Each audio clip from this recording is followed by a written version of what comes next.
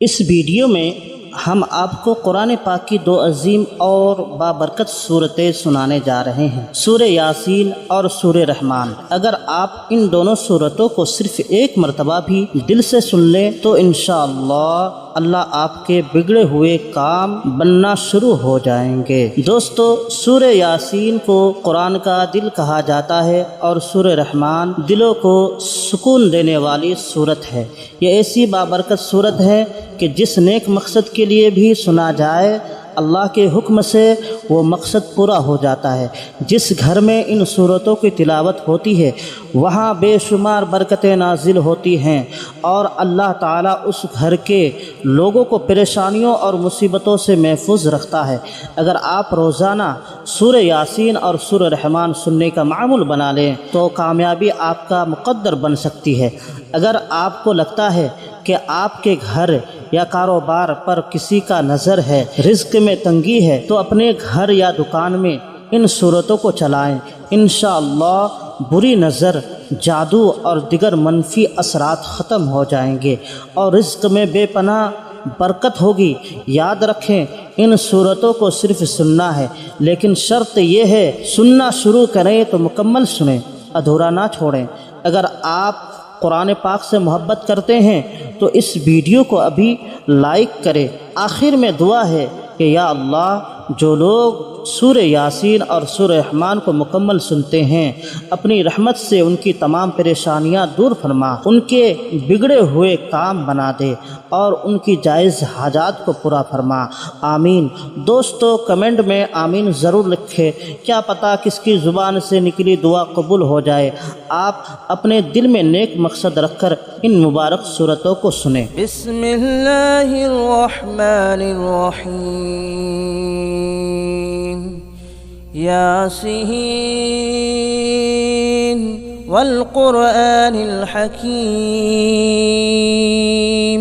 इन्नका लमिनल मुरसलीन अला सिरातिन मुस्तक़ीम तंज़ीलल अज़ीज़िर रहीम लितुंज़िर क़ौमन मा उन्ज़िर आबाउहुम फहुम गाफ़िलून। लक़द हक़्क़ल क़ौलु अला अक्सरिहिम फहुम ला युमिनून। इन्ना जअलना फ़ी अअनाक़िहिम अग़लालन फ़हिय इलल अज़क़ानि फ़हुम मुक़महून। वजअलना मिन बैन अयदीहिम सद्दन वमिन ख़ल्फ़िहिम सद्दन फ़अग़शयनाहुम फ़हुम ला युबसिरून। वसवाउन अलैहिम अअंज़रतहुम अम लम तुंज़िरहुम ला युमिनून। इन्नमा तुंज़िरु मन इत्तबअ अज़्ज़िक्र व ख़शिय अर्रहमान बिल्ग़ैब फ़बश्शिरहु बिमग़फ़िरतिन व अज्रिन करीम।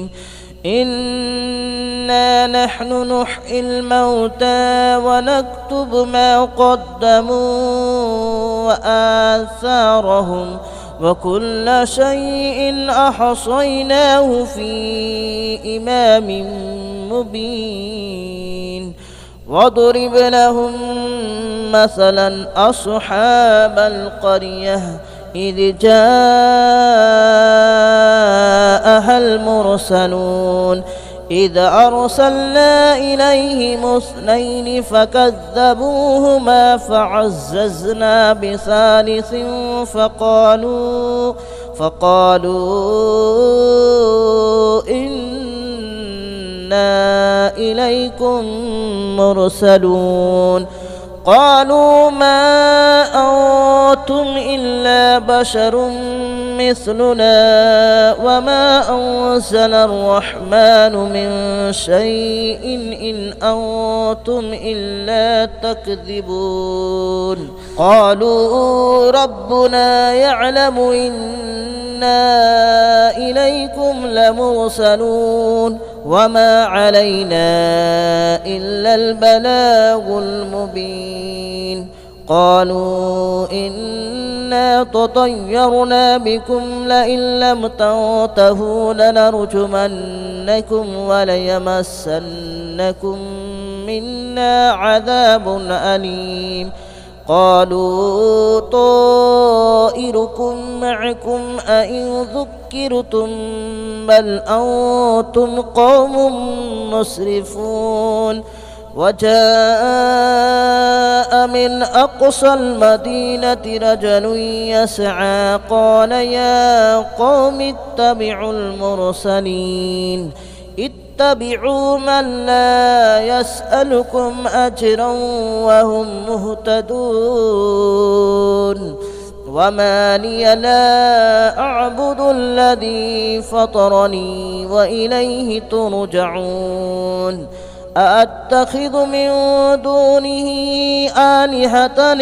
يردني الرحمن بضر لا تغن عني شفاءتهم شيئا ولا ينقذون إني إذا لفي ضلال مبين إني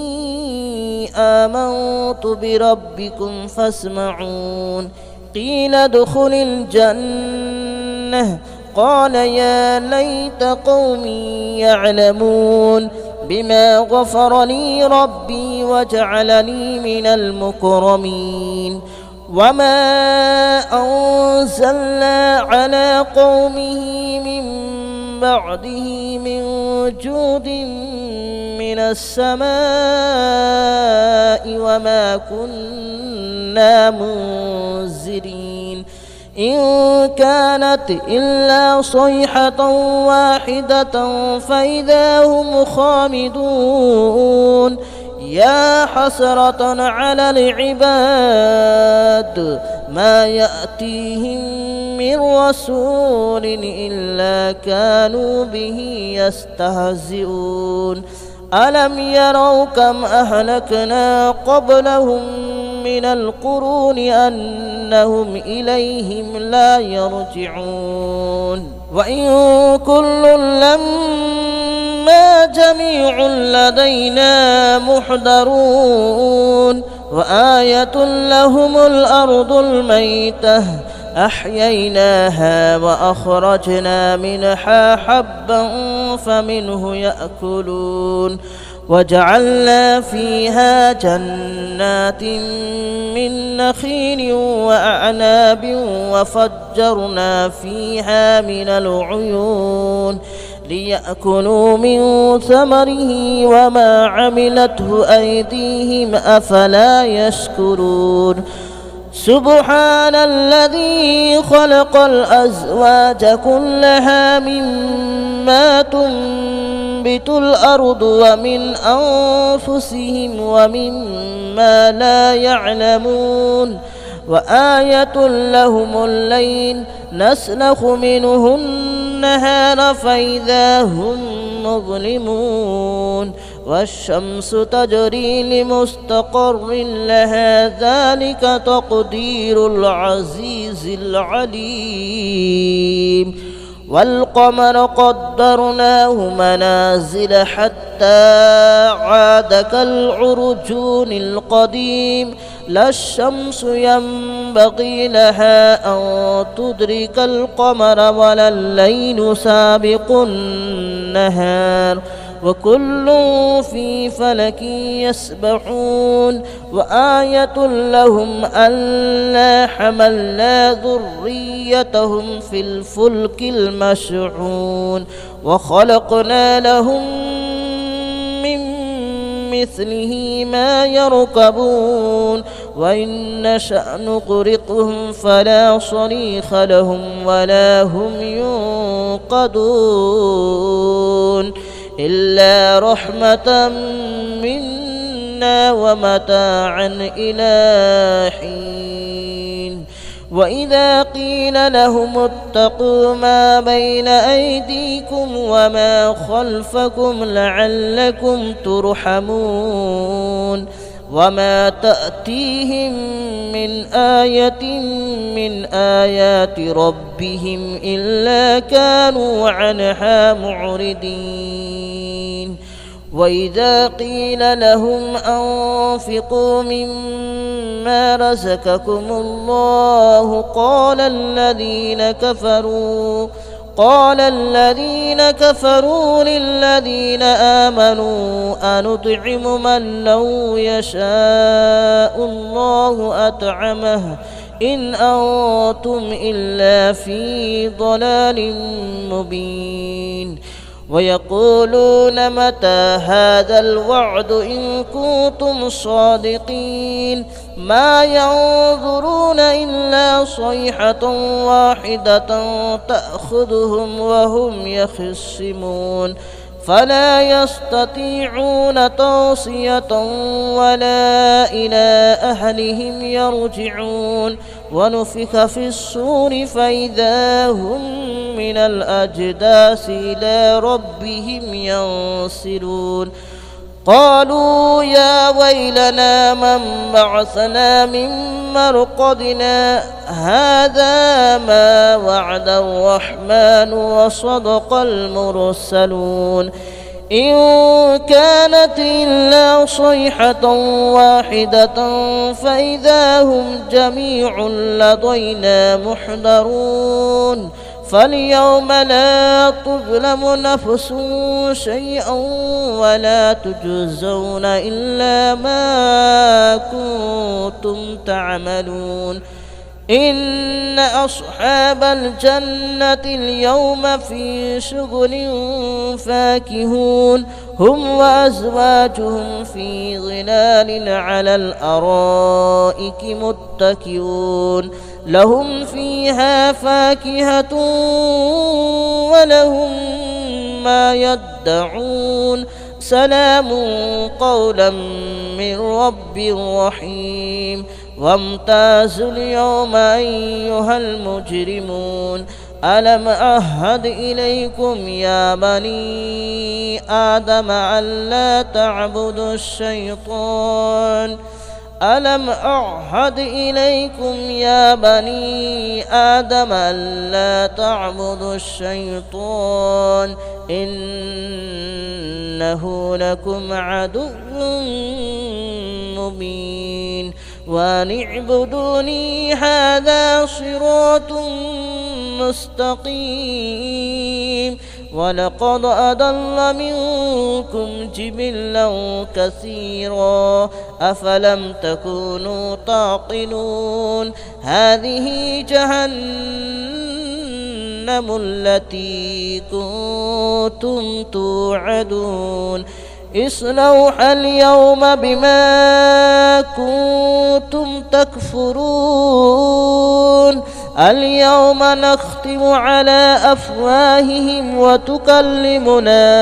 أيديهم وتشهد أرجلهم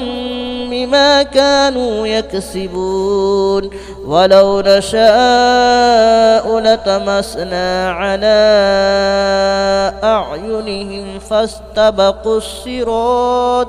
فاستبقوا الصراط فأنى يبصرون ولو نشاء لمسخناهم على مكانتهم فما استطاعوا مضيا ولا يرجعون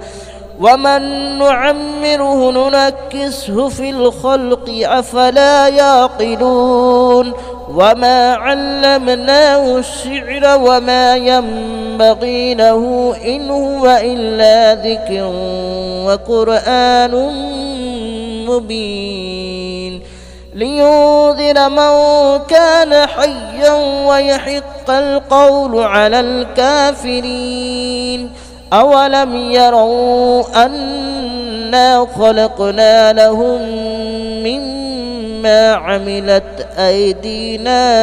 أنعاما فهم لها مالكون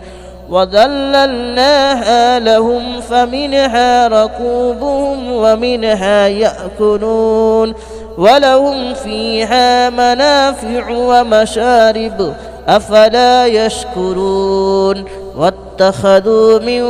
دون الله آلهة لعلهم ينصرون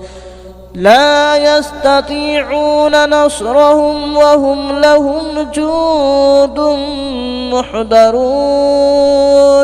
فلا يحزنك قولهم إنا نعلم ما يسرون وما يعلنون أولم ير الإنسان أنا خلقناه من نطفة فإذا هو خصيم مبين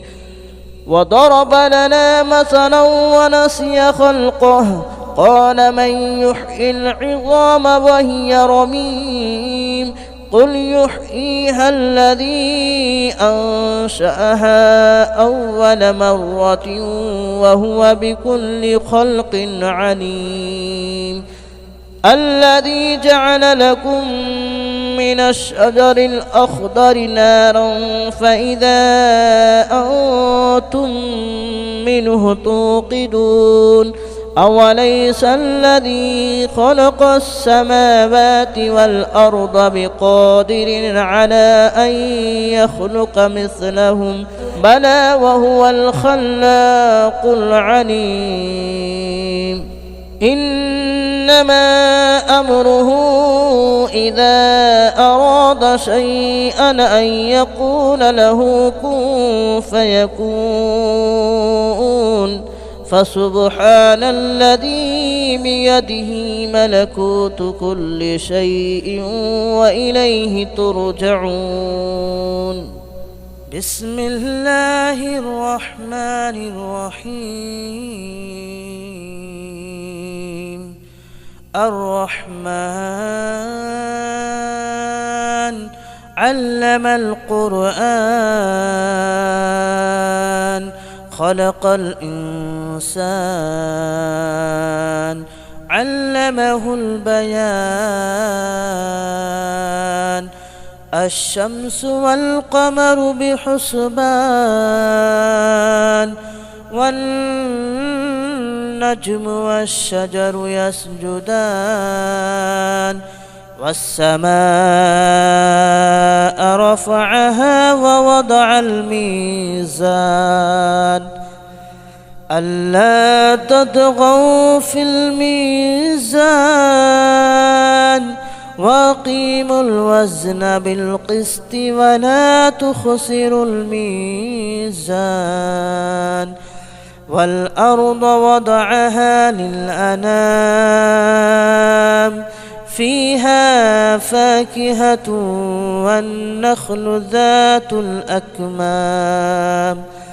والحب ذو العصف والريحان فبأي آلاء ربكما تكذبان خلق الإنسان من صلصال كالفخار وخلق الجان من مارج من نار فبأي آلاء ربكما تكذبان رب المشرقين ورب المغربين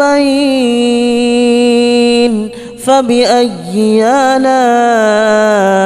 ربكما تكذبان مرج البحرين يلتقيان بينهما برزخ لا يبغيان فبأي آلاء ربكما تكذبان يخرج منهما اللؤلؤ والمرجان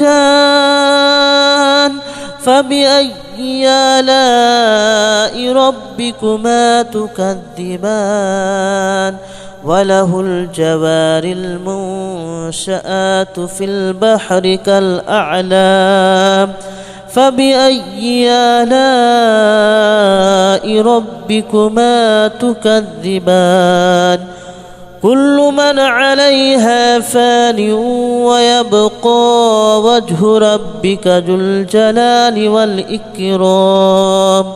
فبأي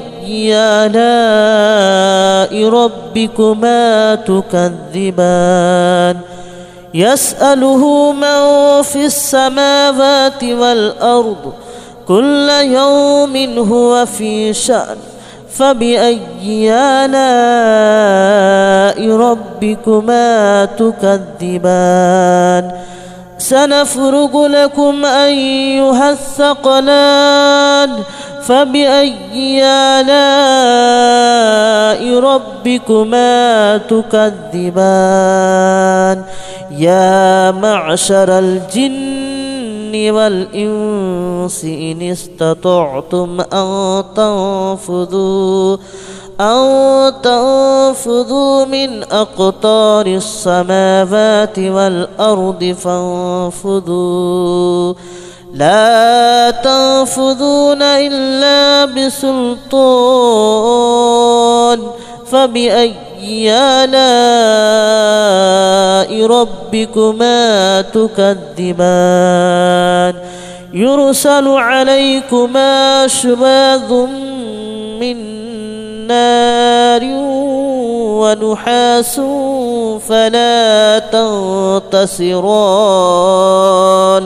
فبأي آلاء ربكما تكذبان فإذا انشقت السماء فكانت وردة كالدهان فبأي آلاء ربكما تكذبان فيومئذ لا يسأل عن ذنبه إنس ولا جان فبأي آلاء ربكما تكذبان يعرف المجرمون بسيماهم فيؤخذ بالنواصي والأقدام فبأي آلاء ربكما تكذبان هذه جهنم التي يكذب بها المجرمون يطوفون بينها وبين حميم آن فبأي آلاء ربكما تكذبان ولمن خاف مقام ربه جنتان فبأي آلاء ربكما تكذبان ذواتا أفنان فبأي آلاء ربكما تكذبان فيهما عينان تجريان فبأي آلاء ربكما تكذبان فيهما من كل فاكهة زوجان فبأي آلاء ربكما تكذبان متكئين على فرش بطائنها من استبرق وجنى الجنتين دان فبأي آلاء ربكما تكذبان فيهن قاصرات الطرف لم يطمثهن إنس قبلهم ولا جان فبأي آلاء ربكما تكذبان كأنهن الياقوت والمرجان فبأي آلاء ربكما تكذبان هل جزاء الإحسان إلا الإحسان فبأي آلاء ربكما تكذبان ومن دونهما جنتان فبأي آلاء ربكما تكذبان مدهامتان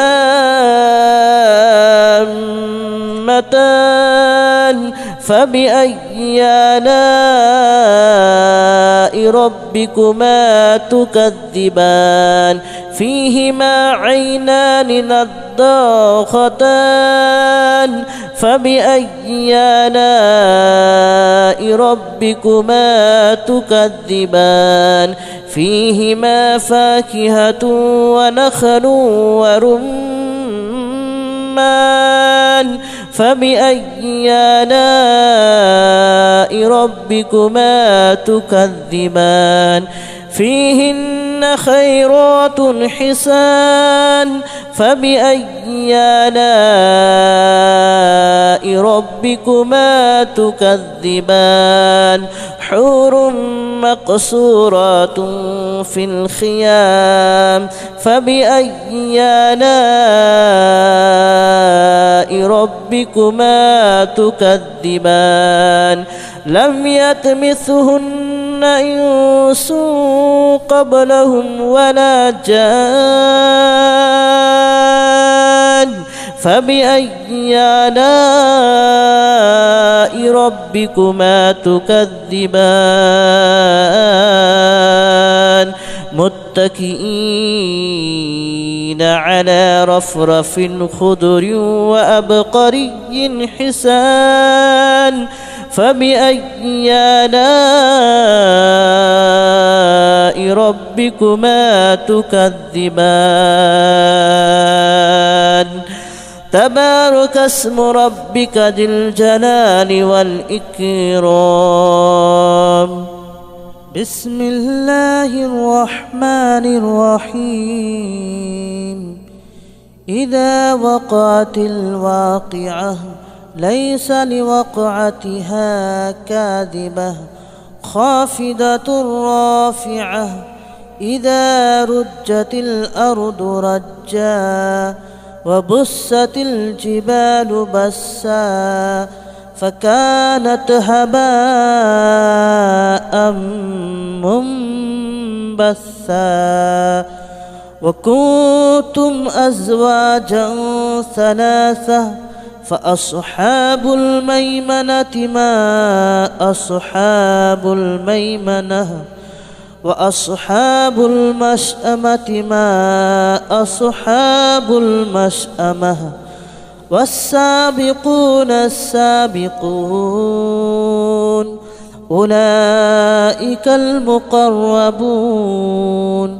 في جنات النعيم ثلة من الأولين وقليل من الآخرين على سرر موضونة متكئين عليها متقابلين يطوف عليهم ولدان مخلدون بأكواب وأباريق وكأس من معين لا يصدعون عنها ولا ينزفون وفاكهة مما يتخيرون ولحم طير مما يشتهون وحور عين كأمثال اللؤلؤ المكنون جزاء بما كانوا يعملون لا يسمعون فيها لغوا ولا تأثيما إلا قليلا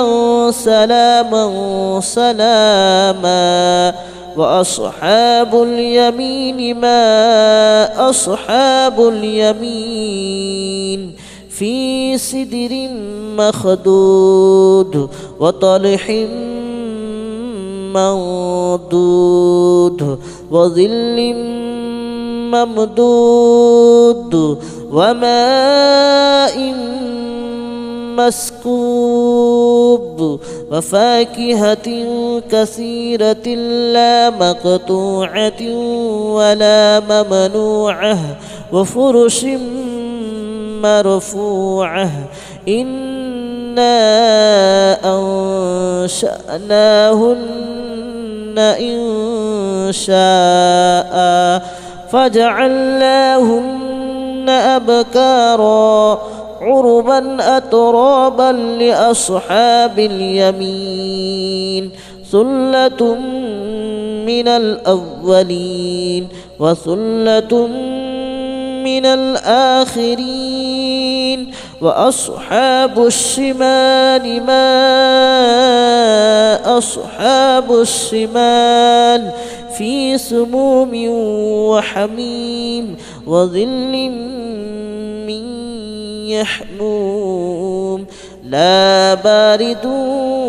ولا كريم إنهم كانوا قبل ذلك مترفين وكانوا يصرون على الحنث العظيم وكانوا يقولون أئذا متنا وكنا ترابا وعظاما أئنا لمبعوثون أو آباؤنا الأولون قل إن الأولين والآخرين لمجموعون إلى ميقات يوم معلوم ثم إنكم أيها الضالون المكذبون لآكلون من شجر من زقوم فمالئون منها البطون فشاربون عليه من الحميم فشاربون شرب الحميم هذا نزلهم يوم الدين نحن خلقناكم فلولا تصدقون أفرأيتم ما تمنون أأنتم تخلقونه أم نحن الخالقون نحن قدرنا بينكم الموت وما نحن بمسبوقين على أن نبدل أمثالكم وننشئكم فيما لا تعلمون ولقد علمتم النشأة الأولى فلولا تذكرون أفرأيتم ما تحرثون أأنتم تزرعونه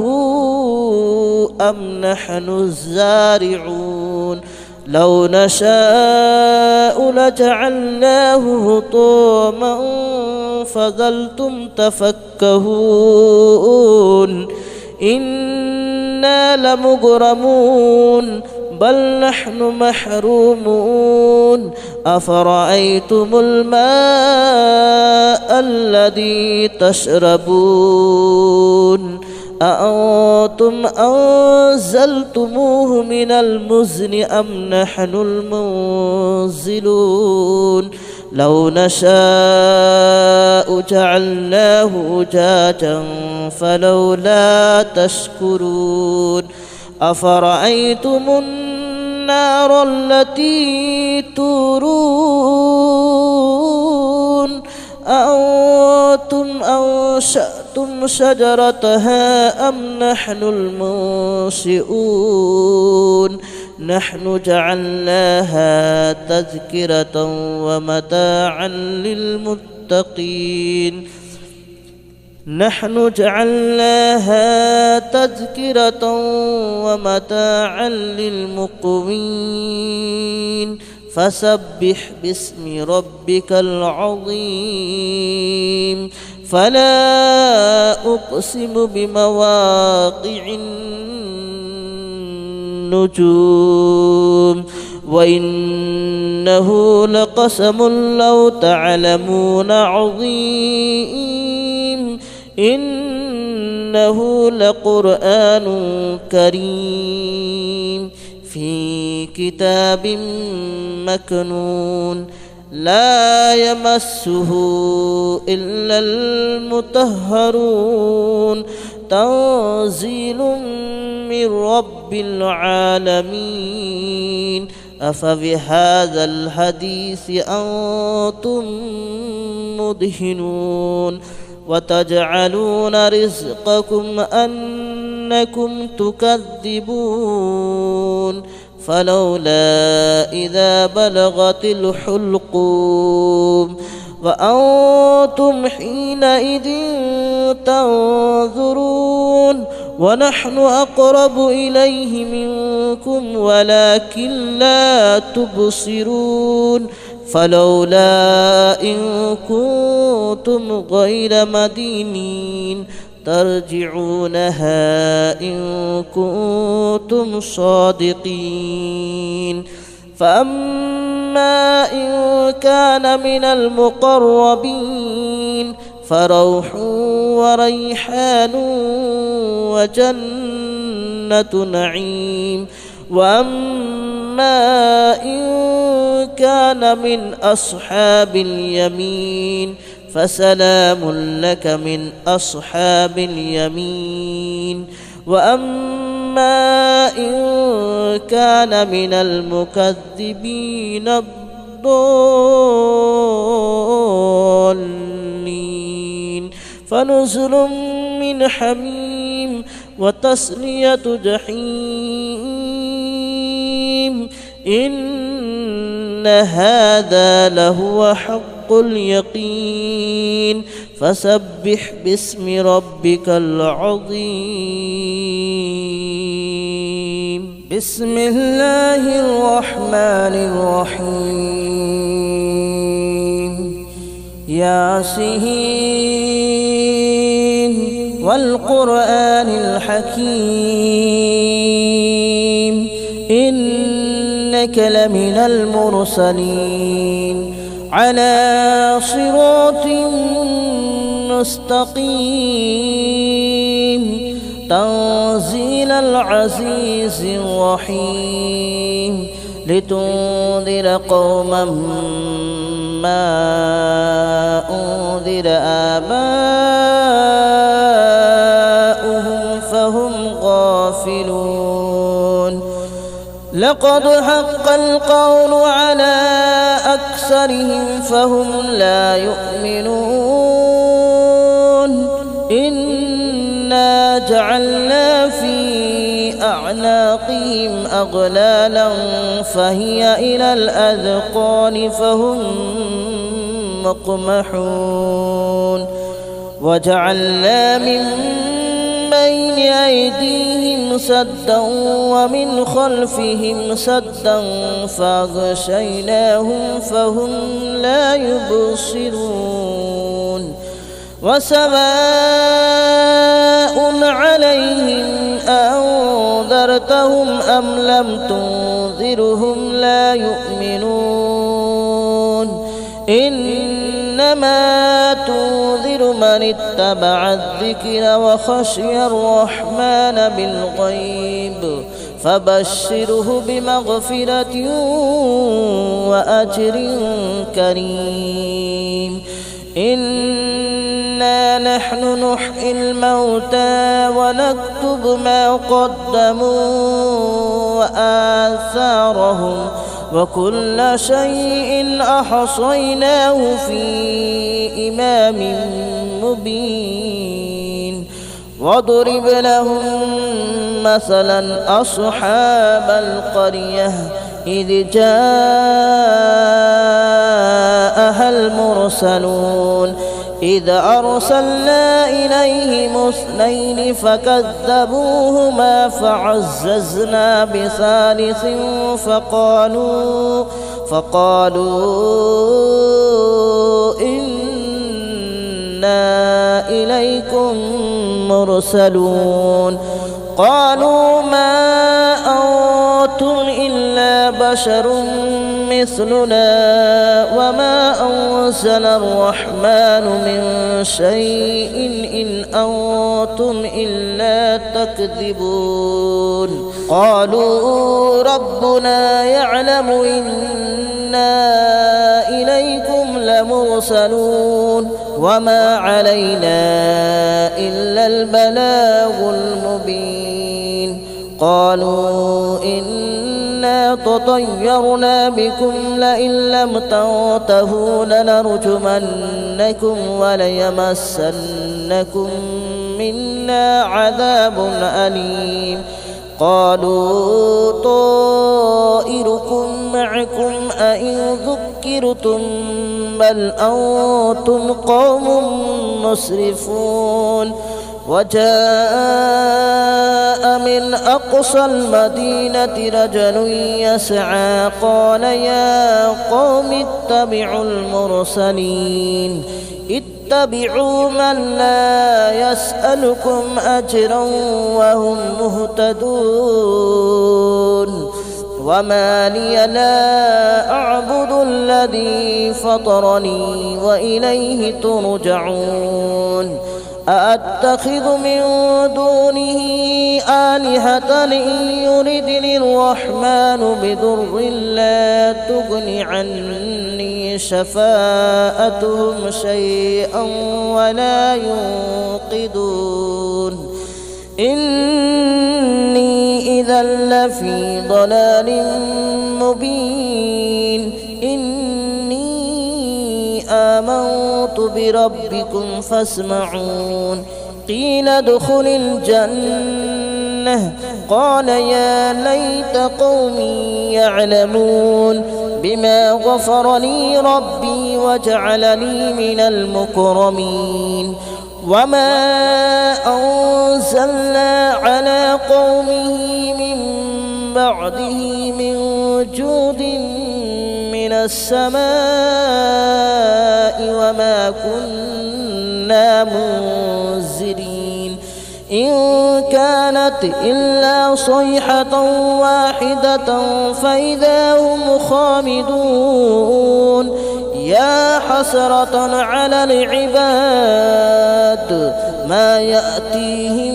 من رسول إلا كانوا به يستهزئون. ألم يروا كم أهلكنا قبلهم من القرون أنهم إليهم لا يرجعون. وإن كل لما جميع لدينا محضرون. وآية لهم الأرض الميتة أحييناها وأخرجنا منها حبا فمنه يأكلون. وجعلنا فيها جنات من نخيل وأعناب وفجرنا فيها من العيون ليأكلوا من ثمره وما عملته أيديهم أفلا يشكرون. سبحان الذي خلق الأزواج كلها مما تنبت الأرض ومن أنفسهم ومما لا يعلمون. وآية لهم الليل نسلخ منه النهار فإذا هم مظلمون والشمس تجري لمستقر لها ذلك تقدير العزيز العليم والقمر قدرناه منازل حتى عاد كالعرجون القديم لا الشمس ينبغي لها أن تدرك القمر ولا الليل سابق النهار وكل في فلك يسبحون وآية لهم ألا حملنا ذريتهم في الفلك المشحون وخلقنا لهم من مثله ما يركبون وإن نشأ نغرقهم فلا صريخ لهم ولا هم ينقذون إلا رحمة منا ومتاعا إلى حين وإذا قيل لهم اتقوا ما بين أيديكم وما خلفكم لعلكم ترحمون وما تأتيهم من آية من آيات ربهم إلا كانوا عنها معرضين وإذا قيل لهم أنفقوا مما رزقكم الله قال الذين كفروا للذين آمنوا أنطعم من لو يشاء الله أطعمه إن أنتم إلا في ضلال مبين ويقولون متى هذا الوعد إن كنتم صادقين ما ينظرون إلا صيحة واحدة تأخذهم وهم يخصمون فلا يستطيعون توصية ولا إلى أهلهم يرجعون ونفخ في الصور فإذا هم من الأجداث إلى ربهم ينسلون قالوا يا ويلنا من بعثنا من مرقدنا هذا ما وعد الرحمن وصدق المرسلون إن كانت إلا صيحة واحدة فإذا هم جميع لدينا محضرون فاليوم لا تظلم نفس شيئا ولا تجزون إلا ما كنتم تعملون إن أصحاب الجنة اليوم في شغل فاكهون هم وأزواجهم في ظلال على الأرائك متكئون لهم فيها فاكهة ولهم ما يدعون سلام قولا من رب رحيم وامتازوا اليوم أيها المجرمون ألم أعهد إليكم يا بني آدم ألا تعبدوا الشيطان ألم أعهد إليكم يا بني آدم ألا تعبدوا الشيطان إنه لكم عدو مبين وأن اعبدوني هذا صراط مستقيم ولقد أضل منكم جبلا كثيرا أفلم تكونوا تعقلون هذه جهنم التي كنتم توعدون اصلوها اليوم بما كنتم تكفرون اليوم نختم على أفواههم وتكلمنا أيديهم وتشهد أرجلهم بما كانوا يكسبون ولو نشاء لطمسنا على أعينهم فاستبقوا الصراط فأنى يبصرون ولو نشاء لمسخناهم على مكانتهم فما استطاعوا مضيا ولا يرجعون ومن نعمره ننكسه في الخلق أفلا يعقلون وما علمناه الشعر وما ينبغي له إن هو إلا ذكر وقرآن مبين لينذر من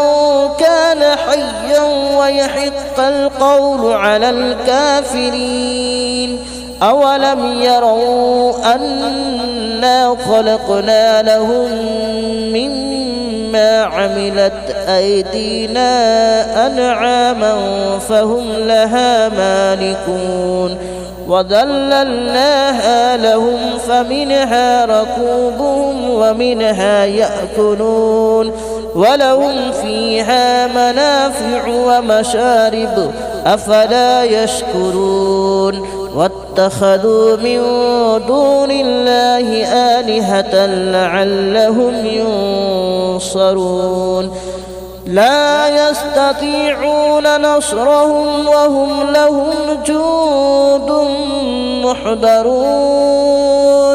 فلا يحزنك قولهم إنا نعلم ما يسرون وما يعلنون أولم ير الإنسان أنا خلقناه من نطفة فإذا هو خصيم مبين وضرب لنا مثلا ونسي خلقه قال من يحيي العظام وهي رميم قل يحييها الذي أنشأها أول مرة وهو بكل خلق عليم الذي جعل لكم من الشجر الأخضر نارا فإذا أنتم منه توقدون أوليس الذي خلق السماوات والأرض بقادر على أن يخلق مثلهم بلى وهو الخلاق العليم إنما أمره إذا أراد شيئا أن يقول له كن فيكون فسبحان الذي بيده ملكوت كل شيء وإليه ترجعون بسم الله الرحمن الرحيم الرحمن علم القرآن خلق الإنسان علمه البيان الشمس والقمر بحسبان والنجم والشجر يسجدان والسماء رفعها ووضع الميزان ألا تطغوا في الميزان وأقيموا الوزن بالقسط ولا تخسروا الميزان والأرض وضعها للأنام فيها فاكهة والنخل ذات الأكمام والحب ذو العصف والريحان فبأي آلاء ربكما تكذبان خلق الإنسان من صلصال كالفخار وخلق الجان من مارج من نار فبأي آلاء ربكما تكذبان رب المشرقين ورب المغربين فبأي آلاء ربكما تكذبان مرج البحرين يلتقيان بينهما برزخ لا يبغيان فبأي آلاء ربكما تكذبان يخرج منهما اللؤلؤ والمرجان فبأي آلاء ربكما تكذبان وله الجوار المنشآت في البحر كالأعلام فبأي آلاء ربكما تكذبان